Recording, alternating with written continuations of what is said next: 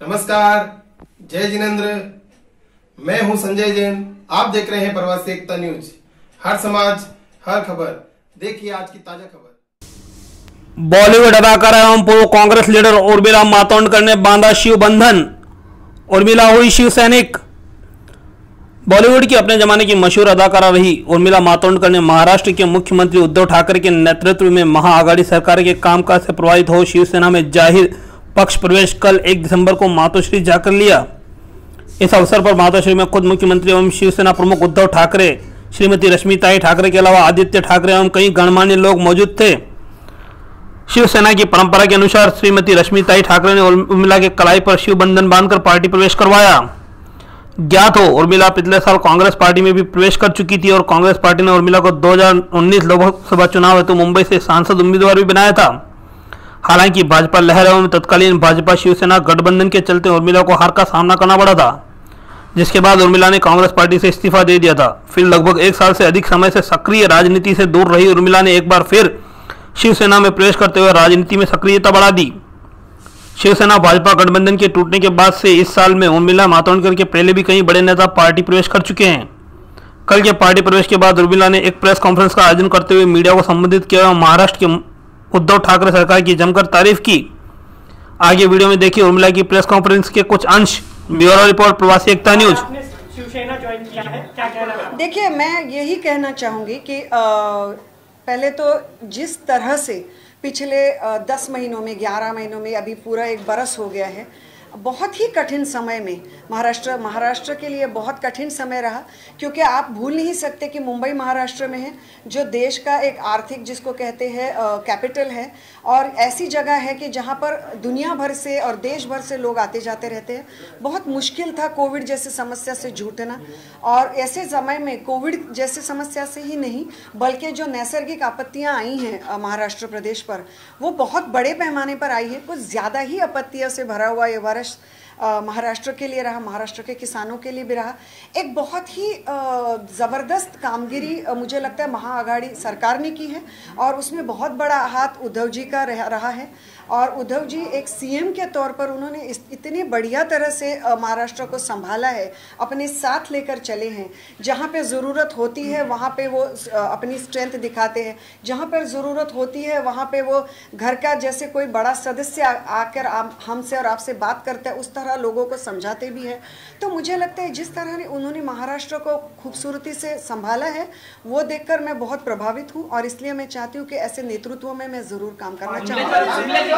Party की तरफ से, शिवसेना की तरफ से किसने आपको अप्रोच किया? क्या रश्मि ठाकरे जी का कोई भूमिका आपको साथ में रखने में, सुबंधन बांधने में कुछ बातचीत हुई और कुछ आपको रखा हो? रश्मि जी हैं, और फिर बहुत सारे लोग उनके साथ हैं, लेकिन मुझे कॉल दरअसल उद्धव जी से भी आया, और उद्धव जी ने मुझे बहुत ही खूबसूरत बात कही। जब एमएलसी की बात हुई, उन्होंने मुझे कहा, पहले मैं मराठी में कहना चाहूँगी कि आपली जी विधान परिषद आहे महाराष्ट्राची परंपरा इतकी मोठी आहे की त्याच्यामध्ये महाराष्ट्राच्या विधानसभेचा सामाजिक आणि सांस्कृतिक दर्जा वाढावा अशी माझी मनोमन इच्छा आहे।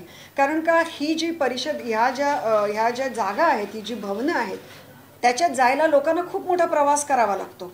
तर तिथे जे बोलणं होतं त्याचा कुठेतरी दर्जा खूप मोठा वाढला पाहिजे, आणि त्याच्याकरता तुमच्यासारख्या लोकांची गरज आहे। तर ये सोच ही पहले मुझे बहुत बढ़िया लगी कि उन्होंने कहा कि विधान परिषद जैसी जगहों पर बहुत ज़रूरी है कि महाराष्ट्र जैसा प्रदेश जो अपने आप में सांस्कृतिक और सामाजिक मूल्यों पे हमेशा आगे रहा है, ऐसे मूल्यों को आगे रखना बहुत ज़रूरी है। और इसलिए कहीं ना कहीं उन्होंने मेरे बारे में सोचा, इसके लिए मैं अपने आप को बहुत खुशनसीब समझती हूँ। आपके साथ व्यवहार हुआ है, आखिर ऐसी कौन सी बात थी जिसकी वजह से आपको कांग्रेस छोड़ना पड़ा, और 20 महीने के अंदर आपकी ये दूसरी पार्टी है? नहीं, मेरे साथ दुर्व्यवहार हुआ है ऐसे नहीं मैंने कहा था। मैंने ये कहा था कि कांग्रेस में जब मैंने कैंपेन किया था, तो जिस तरह की कुछ चीज़ें होनी चाहिए थी वो उस तरह से हुई नहीं है। इस तरह से आज भी मुझे कांग्रेस की तरफ कोई भी अलगाव या कोई भी मुश्किल या कोई भी ये नहीं है। और यहाँ पर लोग क्या करते हैं, पार्टी में रहकर भी पार्टी की बुराइयाँ करते हैं और बल्कि ज़्यादा बुराइयाँ करते हैं पार्टी में रहकर। विधानसभा के चुनाव आने वाले थे तो भले ही मेरे ऊपर बहुत उस वक्त लांछन लगे, लेकिन मैंने पार्टी के ऊपर मैंने किसी भी तरह का कोई इंटरव्यू इसलिए नहीं दिया क्योंकि मैं पार्टी के बारे में कोई भी नेगेटिव चीज़ें ना बोलना चाहती थी ना फैलाना चाहती हूँ।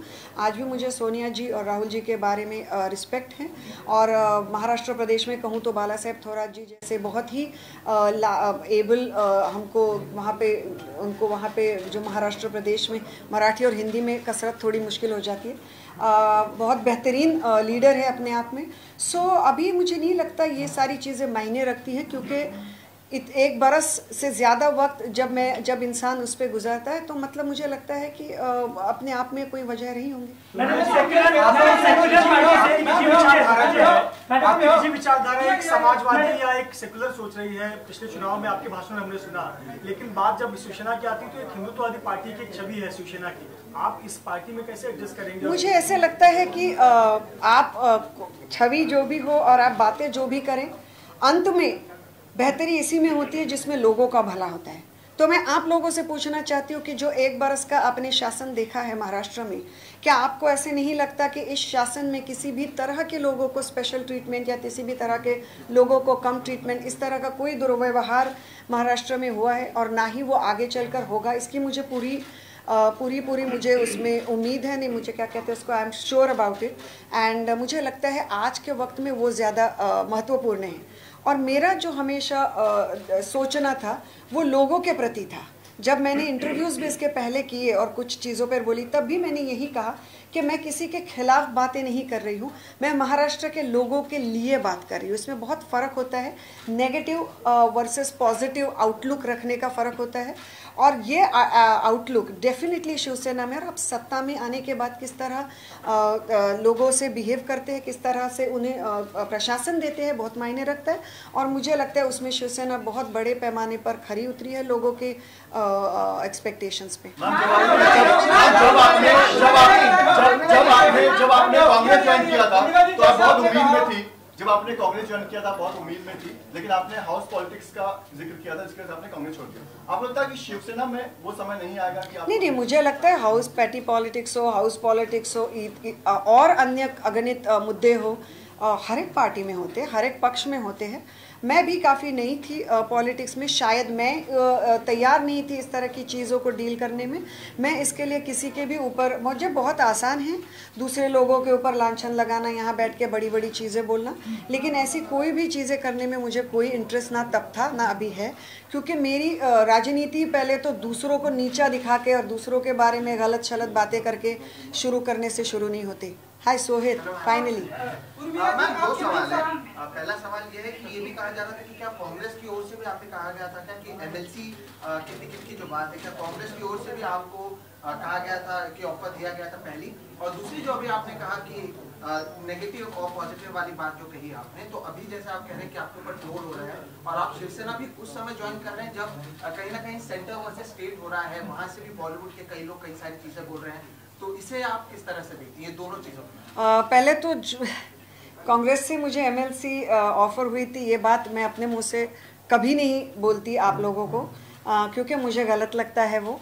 लेकिन मैंने अन्य वजहों से कांग्रेस छोड़ी थी और ना मैं पद की लालसा में तब आई थी, ना मैं अब आई हूँ। भले ही किसको, मुझे लगता है एक हद के बाद जिसको जो भी सोचना है वो सोचेगा। तो मैं सिर्फ बता सकती हूँ, उसके बारे में हर किसी की सोच है और हर किसी के विचार है, लेकिन पद का इशू था नहीं। लेकिन मेरे दूसरे इश्यूज़ के वजह से मैंने कांग्रेस की तरफ से बहुत ही रिस्पेक्टफुली इसलिए एमएलसी स्वीकार करना सही नहीं समझा। तो एमएलसी का इशू था नहीं। और दूसरी चीज़ क्या आपने पूछी थी? जी, ट्रोल।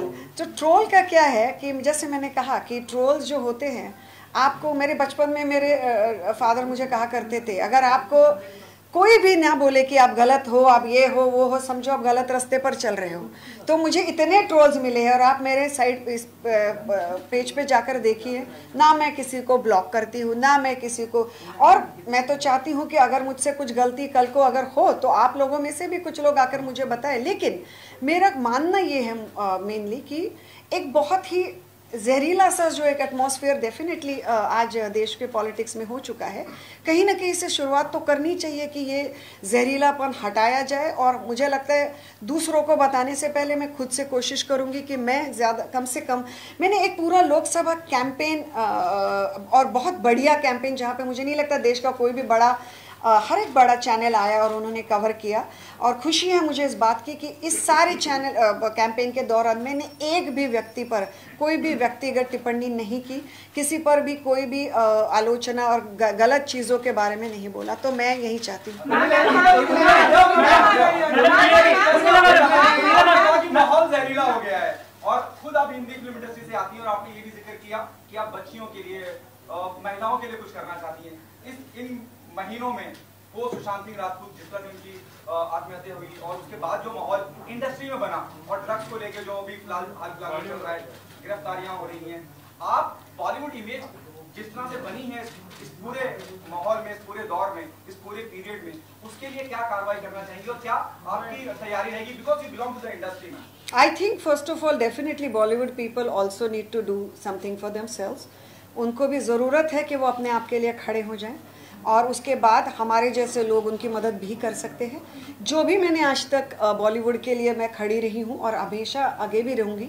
मुझे पहले भी पूछा गया था कि ये लोग क्यों नहीं बात करते, क्योंकि उनकी वो बहुत वल्नरेबल पोजीशन में होते हैं। ये समझते हुए भी मुझे ऐसे लगता है कि बहुत बड़े पैमाने पर बॉलीवुड को गलत लाइट में दिखाने की कोशिश की गई। बहुत बेइंतहा कड़ी मेहनत का काम होता है और बहुत ज़्यादा करोड़ों पैसे लगे होते हैं और वो मेहनत वाले लोग होते हैं। और बॉलीवुड लोग मतलब 4-5 स्टार्स नहीं होते जिन्हें शायद आप पसंद करें ना करें। आज बहुत सारे लोग हैं जिनको मैं पसंद नहीं करती, लेकिन अगर उनकी फिल्में बैन करो, अगर ये ट्रेंडिंग हो रहा है तो वो गलत है और वो मैं गलत बोलकर ही रहूँगी। तो अपने अपने नज़रिए का और समझ का ये विचार है।